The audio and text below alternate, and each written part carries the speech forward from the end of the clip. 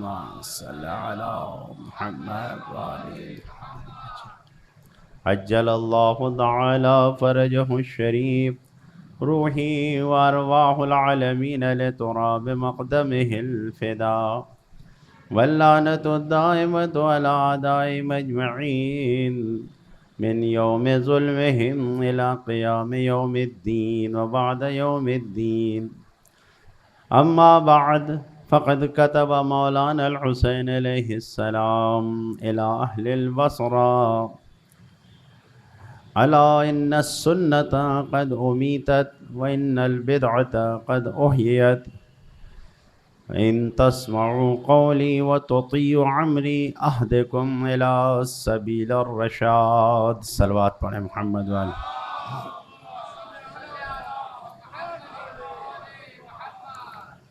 سب سے پہلے سب مل کے اپنے آقا کو سلام پیش فرمائیں. السلام علیک یا ابا عبداللہ وعلی الارواح التي حلت بفنائک، علیک منی سلام اللہ ابدا ما بقیت وبقی اللیل والنہار، ولا جعلہ اللہ آخر العہد منی لزیارتکم. السلام علی الحسین وعلى علي بن الحسين وعلى أولاد الحسين وعلى أصحاب الحسين. صلوات.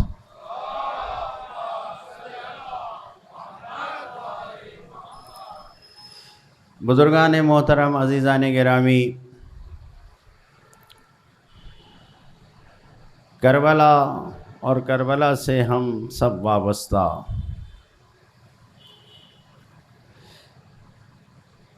سوال: امام کربلا آئے کیوں؟ کہ ہم اس طریقے سے کربلا کی عظمت کو بیان کرتے ہیں اور اس طریقے سے یاد کربلا کو مناتے ہیں. ہم نے جو خط اہل بصرہ کے نام امام نے تحریر کیا ہے، اس کے ذریعے سے اس سوال کا جواب موجود ہے کہ امام کربلا کیوں آئے. لیکن یہ پوچھا جاتا ہے کہ اتنا زیادہ یہ کربلا کی یاد کیوں منائی جاتی ہے؟ قرآن مجید میں ایک واقعہ ذکر ہے جس کی یاد ہر سال منائی جاتی ہے. جناب ابراہیم نے جناب اسماعیل کو لے جا کر اس جگہ پہ رکھا جہاں انہیں حکم دیا گیا تھا کہ ذبح کر دو، اور اس پورے واقعے کو اتنے بہترین انداز میں قرآن مجید نے بیان کیا ہے، بہت بہترین انداز میں. جناب ابراہیم نے خواب دیکھا، جناب اسماعیل سے عرض کیا، جناب اسماعیل نے کہا یا ابت افعل ما تؤمر، اے بابا جان جو کہا گیا آپ کر بیٹھیے. عرض یہ کرنا ہے کہ جناب ابراہیم لے گئے جناب اسماعیل کو، اور وہ سارا واقعہ آپ سنتے رہتے ہیں. خداوند عالم نے اپنے ارادے تکوینی کے ذریعے سے وہ چاقو، وہ لوہا جو کاٹنے کی مکمل طاقت رکھتا تھا، اس کی طاقت کو خداوند عالم نے اپنے ارادے سے ختم کر دیا. گلے پہ چلا تو چاقو، لیکن کاٹنے کی طاقت اس میں نہیں تھی.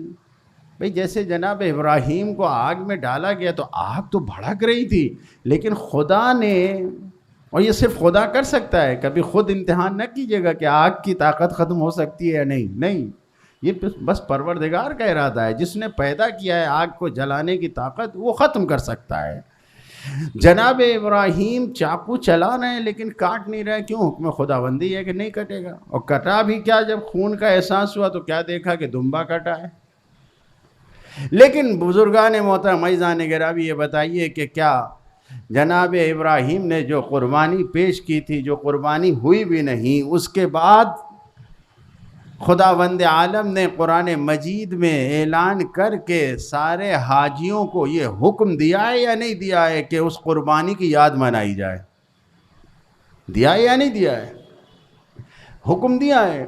ایک ایسی قربانی کہ جس میں وجود انسانی ذبح نہیں ہوا ہے، لیکن خود نیت ابراہیم ایسی تھی کہ جس نیت پر خداوند عالم نے اتنا عزت و اکرام و احترام دیا کہ رہتی دنیا تک جتنے مسلمان جائیں گے حج کرنے کے لیے، جتنے حاجی جائیں گے، ان کو واجب ہے کہ اس یاد کو منائیں، قربانی پیش کریں، یہ قرار دیا۔ اور پھر اللہ نے کہا ہے وَمَن يُعَظَّم مِّن شَعَائِرِ اللَّهِ فَإِنَّهَا مِن تَقْوَى الْقُلُوبِ، اس قربانی کو اللہ کی نشانی قرار دے دیا ہے، دلوں کے تقوی کی نشانی بیان کر دیا ہے۔ ارباب ایمان ذرا سا غور کیجئے، بتائیے، توجہ فرمائیے کہ جب یہ سوال کیا جائے کیوں اتنی یاد منائی جاتی ہے، تو ایک وہ واقعہ کہ جہاں پر خون انسانی بہا بھی نہیں، اس کی یاد اس طریقے سے منائی جائے، تو کیا وہ خون جو نبی کے نواسے کا خون جہاں گر رہا ہے، جس دن گر رہا ہے، کیا وہاں جہاں قربانی پیش نہیں کی گئی تھی وہ تو تقوی الہی کی نشانی ہو جائے، اللہ کی نشانی ہو جائے، اور جہاں 70 ساتھیوں کی قربانی، 72 قربانی جہاں پیش کی جائے، کیا اس کی یاد منانے میں کوئی حرج ہے؟ کیا وہ جو فخر انبیاء ہے، ابراہیم کا فخر جو ہے، وہ فخر ابراہیم ہے ہمارا نبی، اور ہمارے نبی کے نواسے کا خون جہاں بہایا جائے، کیا اس کو یاد منانے کے لیے کیا واقعاً یہ دلوں کے تقوی کی نشانی نہیں ہے؟ یہ واقعاً برحق متقین کی نشانی ہے کہ ہم اس طریقے سے واقع کربلا کو یاد کرتے ہیں اور اس کی یاد کو منا کے زندہ رکھے ہوئے ہیں۔ ایک صلوات پڑھیں محمد و آل محمد۔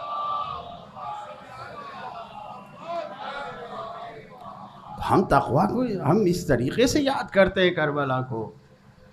آپ دیکھیں امام نے خط لکھا ہے، انشاءاللہ اگر زندگی رہی تو چند دنوں میں آپ کے سامنے ان خطوط کے بارے میں گفتگو کریں گے جو ہم نے اپنے بزرگوں استاد لوگوں سے سنا ہے، وہ آپ کی خدمت میں عرض کریں گے، اپنی طرف سے نہیں، امام کا خط اور جو بزرگوں کی باتیں وہ آپ کی خدمت میں پیش کریں گے۔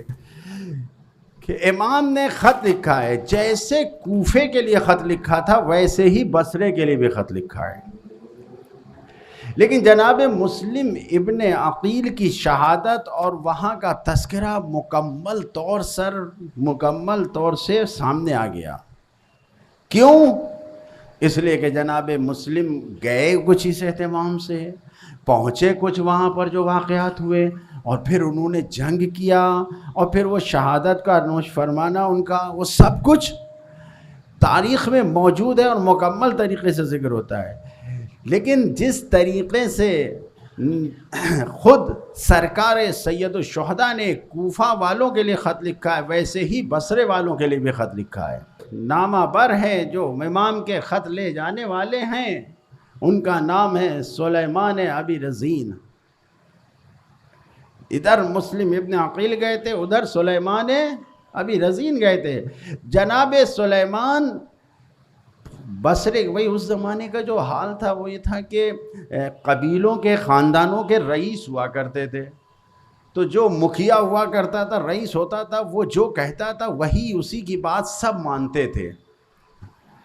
ایسا تو نہیں تھا کہ مثلا آج کی دنیا میں ہو کہ میں بچوں کے لیے کہوں کہ سوشل میڈیا موجود ہے، نہیں معلوم میڈیا موجود ہے، پرنٹ میڈیا موجود ہے، جو بات جس کو پہنچانا ہو پہنچا دے، کہہ دے، حق ہو باطل ہو جیسی بات ہو لوگوں تک پہنچ جائے۔ نہیں، اس زمانے میں جو بات پہنچانی تھی تو وہ جو قبیلے کے ہیڈ ہوتے تھے، مکھیا ہوتے تھے، ان کے ذریعے پہنچتی تھی۔ بصرہ کے 5 قبیلے بڑے تھے، ان 5 قبیلوں کے 5 سردار کے نام امام نے خط لکھا تھا، اور جب یہ خط پہنچا ہے تو خط میں کیا بیان کیا، وہ بیان کرنے سے پہلے آپ کی خدمت میں عرض کروں کہ امام کا خط لے کر سلیمان جب پہنچے ہیں بصرہ میں، منذر ابن جارود امام کے اس قاصد سے ملاقات کرتا ہے، اور جیسے ہی بجائے اس کے کہ قبیلوں کے سردار کے پاس لے جاتا، ڈائریکٹ ہاتھ پکڑ کر لے کر ابن زیاد کے پاس چلا جاتا ہے. اور ابن زیاد کوفے سے پہلے بصرہ کا گورنر تھا. اب اس نے بصرہ میں جب یہ دیکھا اچھا تو بالکل جیسے بھوکے بھیڑیا کو اس کا شکار مل جائے اس طریقے سے اس نے جناب سلیمان کو تختہ دار پر لٹوا کے ان کو شہید کروا دیا. وہ بکے نہیں، اقرار نہیں کیا، کچھ نہیں.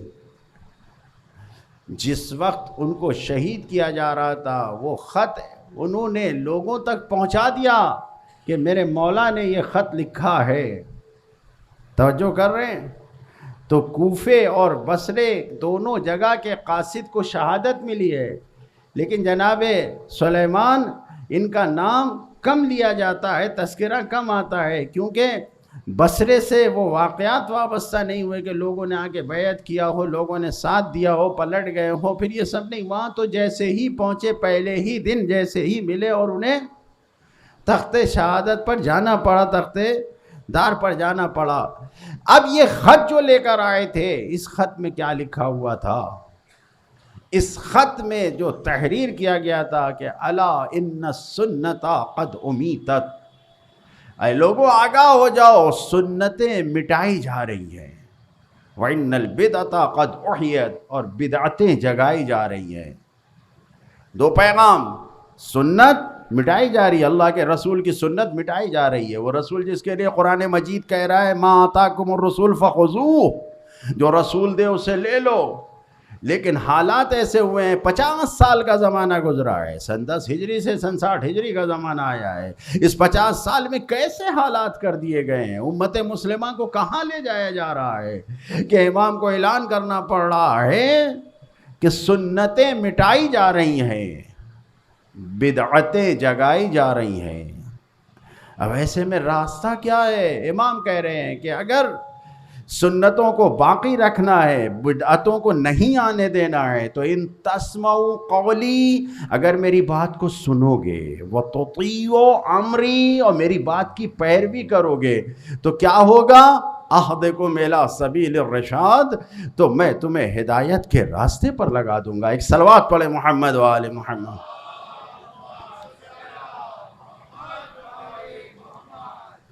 امام کہہ رہے میں ہدایت کے راستے پہ لگا دوں گا تمہیں.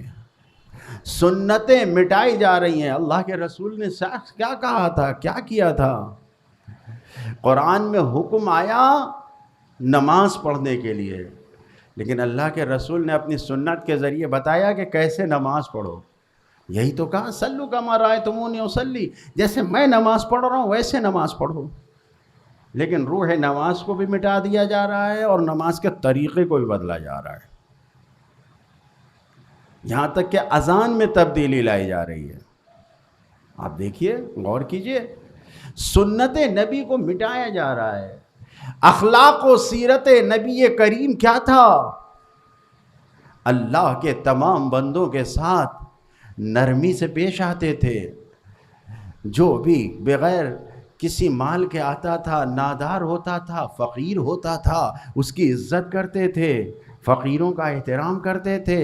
جن کے پاس مال تھا ان کو ایسی تعلیم دیا تھا، ایسا انہوں نے سمجھایا تھا، ایسا دین بتایا تھا کہ مالدار خود اپنا مال غریبوں پہ صرف کر رہے تھے. مالدار اپنے مال کو جمع کر کے نہیں رکھ رہے تھے. ایسا سمجھایا تھا، ایسا دین دیا تھا، ایسی سنت قائم کی تھی کہ بھائی کے اوپر جان فدا کرنے میں فخر محسوس ہوتا تھا. یہ سنت دی تھی، اس سنت کو مٹایا جا رہا ہے. جو کیا گیا ہے، آپ دیکھیے جو کیا گیا ہے، یعنی پورے نبوی سماج کو، جو معاشرہ نبوی تھا جہاں پر نبی کی باتیں ہوتی تھیں، سنت کی باتیں ہوتی تھیں، اس کو بدل کے اس سماج کو، اس معاشرے کو اسی زمانے میں کیسا کر دیا گیا؟ اموی بنا دیا گیا. جو لوگ تعلیم کو لے رہے تھے نبی کی سنت کے بجائے، جو حاکم تھے ان کی سنتوں کو لگایا جا رہا ہے، یہ کر دیا۔ تو اب ایسے میں نبی کے لال یہ کہہ رہا ہے کہ سنت مٹائی جا رہی ہے، سنت ہی تو مٹائی جا رہی ہے۔ میں بہت زیادہ اس کے اوپر آپ کے سامنے نہیں عرض کروں گا، مختصر طور پر جو زندگی کے چلانے کا طریقہ، سلیقہ، راستہ بتایا تھا نبی کریم نے، اس کو ہٹایا جا رہا ہے۔ اب مال پھر سے جمع کیا جا رہا ہے، غریب غریب ہی رہ جائے۔ اب دیکھیں بزرگوں کا احترام ختم کیا جا رہا ہے کہ جو جوان ہے، جس کی طاقت ہے، بس وہی سب کچھ بنا رہے۔ اس طریقے کی تعلیمات جو نبی نے بدل دیا تھا پورے سماج اور معاشرے کو، اس کو ختم کیا جا رہا ہے۔ اچھا، قرآن مجید کے اعلان کے مطابق اللہ کا رسول آ کے در اہل بیت میں جو در تھا، جب آیے تطہیر نازل ہوئی ہے تو خود فخر رازی نے لکھا ہے اپنی تفسیر میں کہ آیہ تطہیر کے نزول کے بعد 6 مہینے تک در سیدہ پہ آ کے نبی کہتا تھا کیا، السلام علیکم یا اہل بیت النبوہ، یعنی اہل بیت نبوت کہہ کے جس در پہ وہ سنت بدلی جا رہی ہے کہ اہل بیت سے لوگوں کو دور کیا جا رہا ہے۔ وہ سنت جو نبی نے قائم کیا تھا کہ قُلْ لَا أَسْأَلُكُمْ عَلَيْهِ أَجْرًا إِلَّا الْمَوَدَّةَ فِي الْقُرْبَى، کہ جو سنت تھی کہ قرابت داروں سے، اہل بیت سے محبت کرو، معدت کرو، اس کو ختم کیا جا رہا ہے، سنت مٹائی جا رہی ہے۔ اللہ کے رسول نے کہا تھا کہ ہمیشہ علی کو اپنے ساتھ رکھا تھا اور یہ بتایا تھا کہ علی مع الحق والحق مع علی، علی حق کے ساتھ ہے اور حق علی کے ساتھ ہے۔ اس سنت کو مٹایا جا رہا ہے۔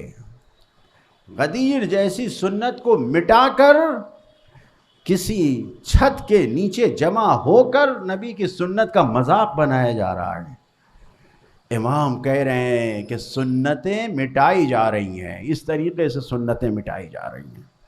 اور کیا کہا، بدعتیں جگائی جا رہی ہیں۔ کتنی بدعت موجود ہیں جو اسی وقت سے، جو بدعتیں جو اسی 50 سال کے عرصے میں امام حسین کے کربلا آنے سے پہلے جو بدعتیں ایجاد ہوئی ہیں، ان بدعتوں کو آپ دیکھیے کتنی بدعتیں ہیں۔ آپ ایک بدعت مثلا ایک سنت نماز ماہ رمضان میں آپ پڑھتے ہیں، یعنی لوگ پڑھتے ہیں جماعت کے ساتھ، یہ ایک بدعت سامنے آئی ہے؟ نہیں، 150 اس قسم کی بدعتیں اسلام میں لائی گئی ہیں۔ تو بنیاد کیا ہے؟ زمانے کا امام، ہمارا امام پیغام بھیج رہا ہے کہ بدعتیں مٹائی جا رہی ہیں، جگائی جا رہی ہیں، سنتیں مٹائی جا رہی ہیں۔ کتنی بدعتیں ایجاد کی گئی ہیں، جبکہ ہمارے نبی نے کیا اعلان کیا تھا؟ یقیناً یہ حدیث آپ کے کانوں میں ہے کہ حلال محمد حلال الی یوم القیامہ و حرام محمد حرام الی یوم القیامہ۔ ایک صلوات پڑھے محمد و آل محمد۔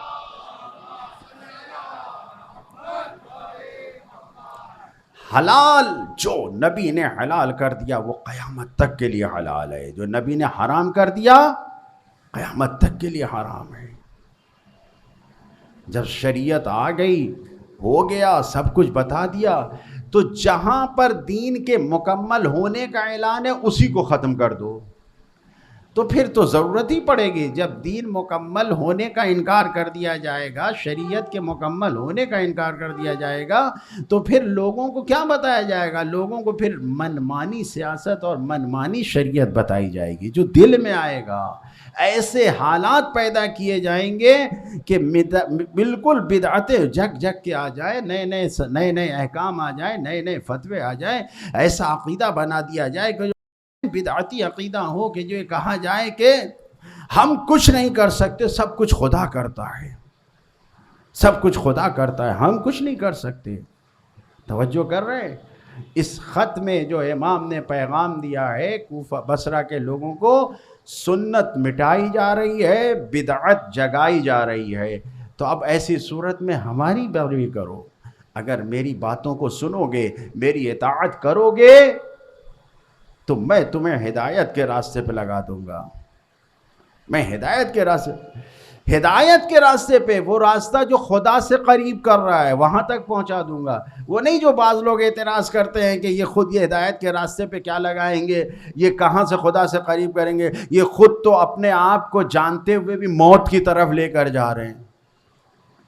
نہیں، یہاں پر بھی ہمارے جیسے، ہم اور آپ اور ہمارے جیسے انسان یہ کہتے ہیں کہ وہ اپنے آپ کو موت کی طرف لے جا رہے ہیں، لیکن وہ موت کی طرف نہیں جا رہے ہیں، وہ مرضی پروردگار کو حاصل کرنے کے لیے جا رہے ہیں۔ توجہ فرما رہے ہیں؟ جو خدا کا ارادہ ہے، جو خدا کی مرضی ہے، اس کو حاصل کرنے کے لیے جا رہے ہیں۔ ایسا نہیں ہے کہ وہ، جو قرآن نے جیسے کہا ہے کہ وَلَا تُلْقُوا بِأَيْدِيكُمْ إِلَى التَّهْلُكَةِ، کہ اپنے آپ کو ہلاکت میں نہ ڈالو، تو اس قرآن کے حکم کی خلاف ورزی کر کے وہ اپنے آپ کو نابودی اور ہلاکت کی طرف لے جا رہے ہیں۔ نہیں، وہ جا رہے ہیں۔ یہ اعتراض کیا جاتا ہے، خود امام کے اوپر اعتراض کیا گیا ہے۔ امام نے کیا جواب دیا؟ جب لوگ جا رہے تھے، لوگوں کے ذہن میں شک و شبہ پیدا ہوا، مدینے میں ہی لوگوں نے پوچھا، یعنی رائے دینے والوں نے، مشورہ دینا، ابن عباس نے کہا کہ اگر آپ جا بھی رہے ہیں ایسی جگہ جہاں پر دھوکہ، یہ سب کچھ سامنے آیا ہے، ایسا نہ ہو کہ آپ کو بے دردی سے قتل کر دیا جائے اور کوئی پرسان حال نہ ہو، خون ضائع ہو جائے وغیرہ وغیرہ، اس طریقے کی باتیں کی گئی، تم مت جائیے، جا رہے تو بچوں کو نہ لے جائیے۔ یہ سب جو اعتراض کیے گئے، اس وقت امام نے جو جواز دیا ہے، وہ کیا کہا ہے؟ امام نے جواب دیا ہے، فرماتے ہیں کہ میں نے اپنے جد کو خواب میں دیکھا۔ البتہ امام کا، معصوم کا خواب سچا ہوتا ہے، جھوٹا نہیں ہوتا ہے، یعنی جو دیکھا ہے وہ صحیح ہے، حکم خدا ہے جو دیکھا ہے۔ میں نے اپنے جد سے ملاقات کیا خواب میں، اور جب ملاقات کرنے کے بعد، اب یہ تو بیان کرنے کے لیے لوگوں سے کہا کہ خواب میں ملاقات کیا ہے، ورنہ نبی اور امام سوتا نہیں ہے، غافل نہیں ہوتا ہے۔ وہ تو نبی و امام ہے کہ ایک لہجہ کسی امت سے غافل نہیں ہوتے ہیں، نبی و امام ہیں۔ ہمارے مراجع کرام میں سے ایسے مراجع گزرے ہیں، مرجع تقلید گزرے ہیں، کہ جن کو آپریشن کے لیے ڈاکٹر نے جب یہ کہا کہ آپ کو بے ہوش کرنا پڑے گا، تو انہوں نے کہا کہ میں بے ہوش نہیں ہوں گا، تمہیں جو کرنا ہے کرو، تمہیں جو کرنا ہے وہ کرو، میں بے ہوش نہیں ہوں گا۔ انگریز ڈاکٹر تھا، اس نے کہا میں کیسے آپریشن کروں؟ مرجع نے کہا کہ ابھی آپریشن شروع کرنا ہے؟ کہا ہاں، کہا شروع کرو۔ آپریشن ہو رہا ہے، وہ دعائے کمیل پڑھ رہے تھے، توجہ کر رہے ہیں؟ دعائے کمیل پڑھ رہے تھے، وہ دعائے کمیل پڑھ رہے، لیکن اتنی توجہ، اتنا زیادہ اپنے آپ کو اس دعائے کمیل کے فقرے اور جملے میں لگائے ہوئے کہ جو ان کا آپریشن ہو رہا ہے، جو کاٹ پٹ کیا جا رہا ہے، انہیں کچھ احساس نہیں ہے، کچھ انہیں نہیں پتا ہے۔ توجہ فرما رہے ہیں؟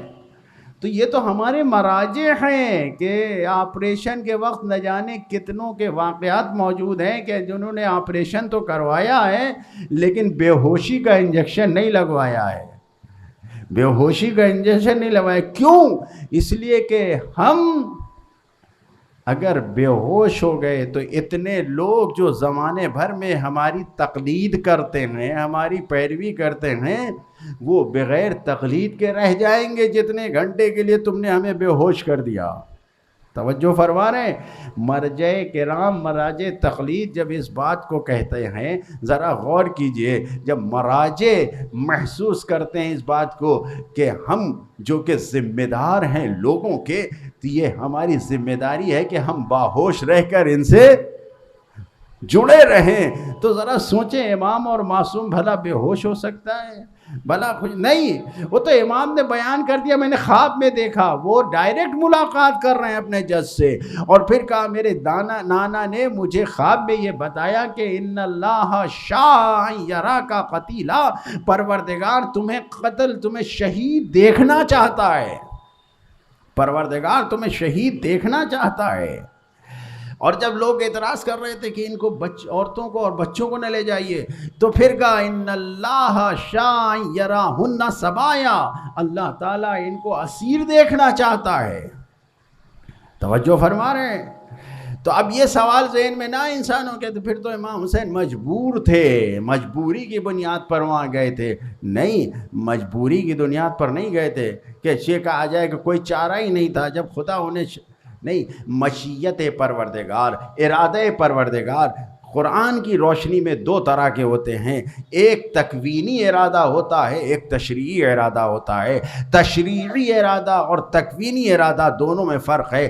تکوینی ارادہ وہاں پر ہوتا ہے کہ جہاں پر خدا نے ارادہ کر لیا تو وہ ہوتا ہی ہے. اگر خدا نے ارادہ کر لیا ہے کہ جب تک یہ سورج رہے گا تو اس سے وقت پر نکلنا، اس کی روشنی نکلے گی. جب تک یہ انسان دنیا میں زندگی گزار رہا ہے، جب تک ہم اور آپ زندہ گزار رہے ہیں، تو سسٹم ایسا بدن میں بنایا ہے کہ زندہ رہنے کے لیے سانس آنا ضروری ہے. یہ پروردگار کا تکوینی ارادہ ہے. لیکن تشریعی ارادہ وہ ہوتا ہے کہ جہاں خدا ارادہ تو کرتا ہے لیکن ضروری نہیں ہے کہ جو خدا نے ارادہ کیا ہے وہی ہو، بلکہ خدا بیان کر رہا ہے. صرف وہ ارادہ تشریعی یہ ہے کہ جہاں پر انسان کو عمل کرنا ہے، ارادہ تشریعی کے مطابق یہ خبر دی گئی. اللہ کے رسول نے اپنے نواسے کو کہا کہ اللہ یہ چاہتا ہے. مجبور نہیں ہے حسین، مجبور نہیں ہے میرا مولا، بلکہ خدا یہ چاہتا ہے. ارادہ تشریعی ہے خداوند عالم کا کہ اگر ایسا ہو جائے، یعنی مجبور نہیں کیا گیا ہے. تو جب تشریعی طور پر خداوند عالم یہ چاہتا ہے، امام کہہ رہے ہیں کہ میں مرضی پروردگار کو حاصل کرنا چاہتا ہوں، اس سے قریب ہونا چاہتا ہوں. میں نے عرض کیا کہ دنیا اور ہم اور آپ شہید ہونے کو موت سمجھ رہے ہیں، نابودی سمجھ رہے ہیں، لیکن خود حسین جو بارگاہ شہادت کی طرف بڑھ رہے ہیں وہ اس شہادت کو موت اور نابودی نہیں سمجھ رہے ہیں، بلکہ اس شہادت کو، اس اسیر ہونے کو، جو گرفتاریاں پیش آ رہی ہیں بچوں کی، عورتوں کی، ان سب کو وہ خداوند عالم کی بارگاہ میں قریب ہونے کا ذریعہ سمجھ رہے ہیں. ایک صلوات پڑھیں محمد و آل محمد.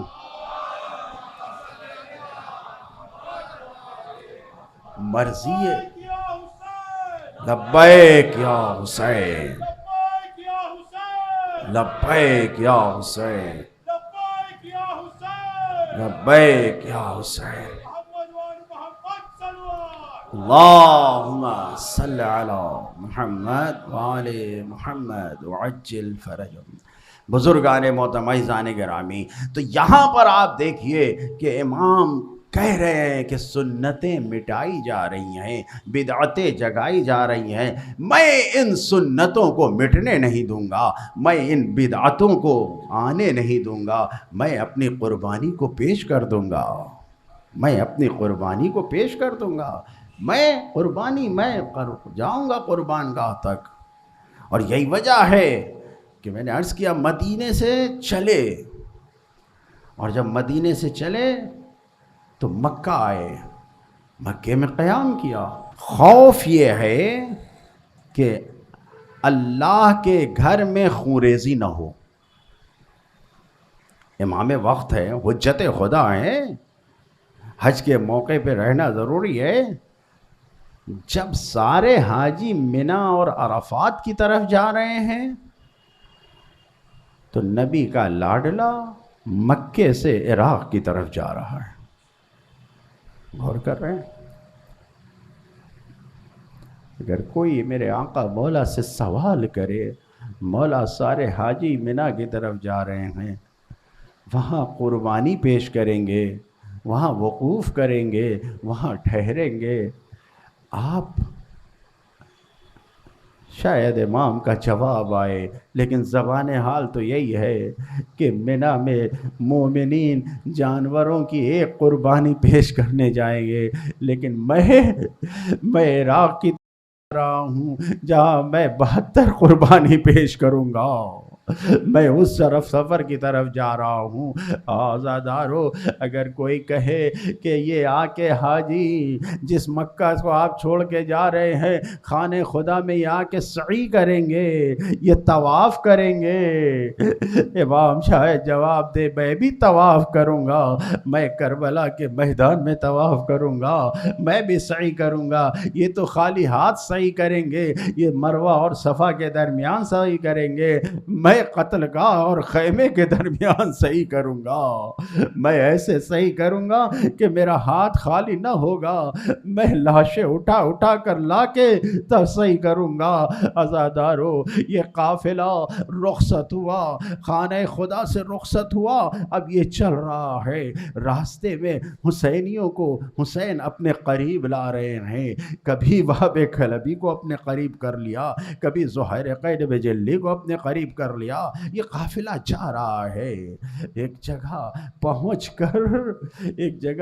کر علی اکبر کے زانوں پہ سر رکھ کے سو گئے امام، نیند میں آئے، نہ جانے بھئی شبیہ رسول تھے نا، کتنی محبت تھی کہ نانا کی یاد، کہ شاید یاد آنے کے لیے کہ کس طریقے سے نانا کی آغوش میں سر رکھ کے سوتے تھے، شاید اس یاد کو تازہ کرنے کے لیے شبیہ رسول کے زانوں پہ سر رکھ کے سوئے، اور اچانک ایک آواز دیا، انا للہ و انا الیہ راجعون۔ جناب علی اکبر نے پوچھا بابا خیر تو ہے، یہ کلمہ استرجاع کیوں پڑھا؟